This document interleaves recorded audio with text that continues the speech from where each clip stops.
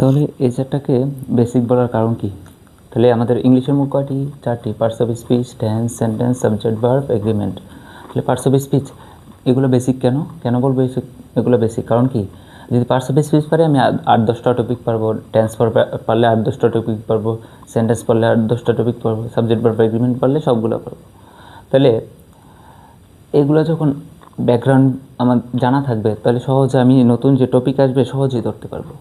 তাহলে parts of speech পারলে narration পারবো, ডেক্রেশন পারবো, সাফিক্স, প্রিফিক্স, প্রোনাউন, ফ্রেজ পারবো, মডিফায়ার পারবো, ন্যারেশন পারবো। তারপরে identification of parts of speech পারবো। টেন্স পারলে ন্যারেশন পারবো, সাবজেক্ট, রাইট ফর্ম পারবো, changing sentence, completing sentence. Sentence পারলে ন্যারেশন পারবো, ডেক্রেশন পারবো। তাহলে একটা পারলে আমি কয়টা পারতেছি?